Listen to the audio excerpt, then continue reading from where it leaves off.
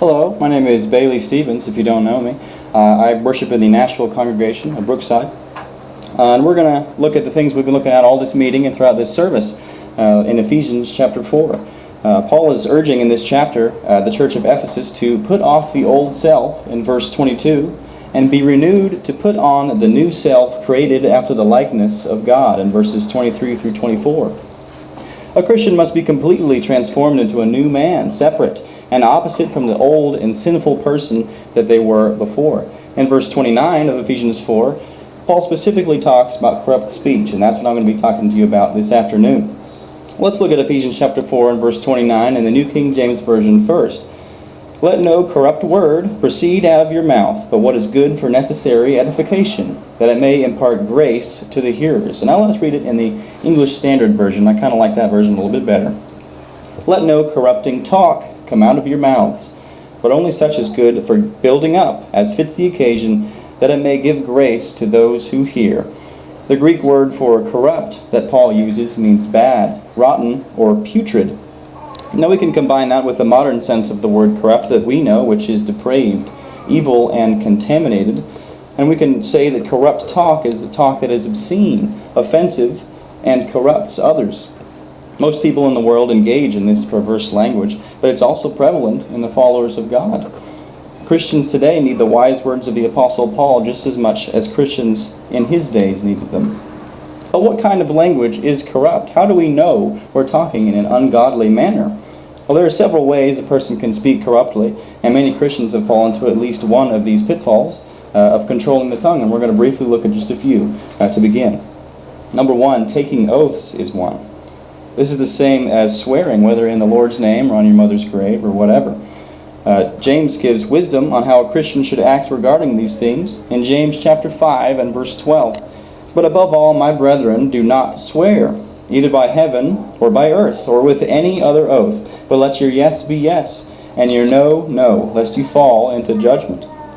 Here, James advises Christians to, above all, which is to say, especially, avoid swearing at all. But the second one is the irreverent use of the Lord's name.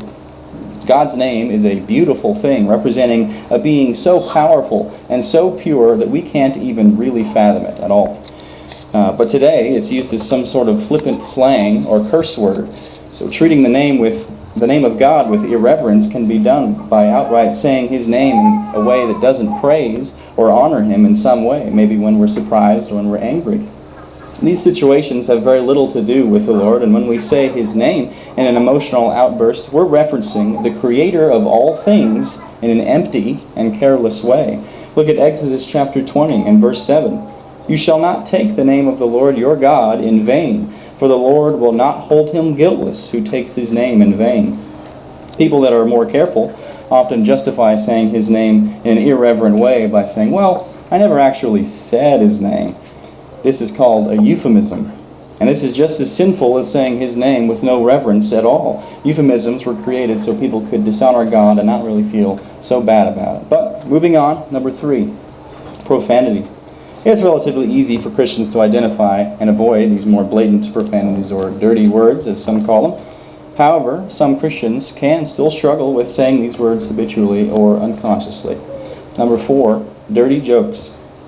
This is perhaps the most difficult corrupt language to recognize, as it's hidden in the form of a funny joke or a story. But this kind of language is obscene, is completely the opposite of how Christians should speak today. Look at Ephesians chapter 5 and verse 4. Let there be no filthiness, nor foolish talk, nor crude joking, which are out of place, but instead let there be thanksgiving. Number 5, complaining and griping. Philippians chapter 2 and verse 14. Do all things without grumbling or disputing. There are some people that complain about everything. I sometimes have a problem with complaining. It makes me feel better. But Paul advised the Philippian Christians to not complain about things. Complaints are ultimately directed at God, whether knowingly or unknowingly, because he is the one who ordains all the circumstances in our lives. 1 Thessalonians chapter 5 verse 18 says this. Give thanks in all circumstances, for this is the will of God in Christ Jesus for you. And the last one we're going to look at today is destructive criticism or angry words. Take a careful look at your speech. If your words are hurting others, causing discourse, or are controlled by anger, then this is corrupt talk. A kind and calm word is much more effective than any rash and angry one. Look at Proverbs chapter 12 and verse 18. There is one whose rash words are like sword thrusts, but the tongue of the wise brings healing. Now, we've all heard a lesson on one or more of these things at some point or another, and in all these lessons we're told, well, just don't say these things. But instead of me saying that today and getting off the stage, we're going to swim upstream and look at the root of the problem. What is causing us to say these things? Let's look at Romans chapter 12 and verse 2 to give us some insight on this answer. Romans chapter 12 and verse 2. Do not be conformed to this world, but be transformed by the renewal of your mind, that by testing you may discern what is the will of God, what is good and acceptable and perfect.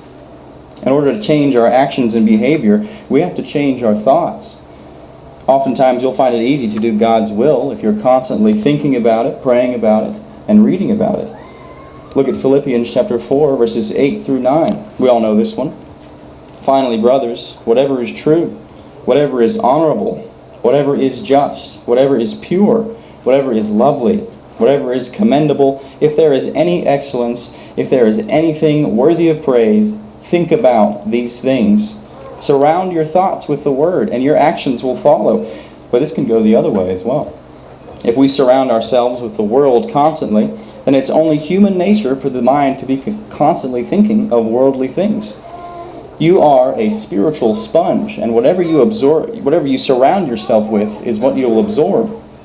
Being immersed in ungodly people or profane songs or inappropriate movies wears down on the mind. Think about when you spend a week with friends of the world. Sometimes you can slip back into sin and not even realize it in the moment. Now think of when you're at a church meeting, surrounded by the Lord's Word and the Lord's people. Have you noticed how easy it is to resist worldly temptations when you're there? It's because you're constantly feeding your mind spiritual food, which converts to spiritual thoughts, which converts to spiritual actions.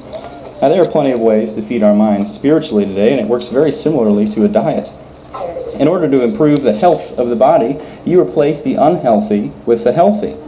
Start by cutting out everything that causes you to violate Ephesians chapter 4 and verse 29. That can be songs, movies, locations, and even people. These things are like sugar to a diet. You can't get spiritually healthy if all you consume is worldly things. Replace this sugar with things above, like in Colossians chapter 3 and verse 2. Set your mind on things above, not on things on the earth.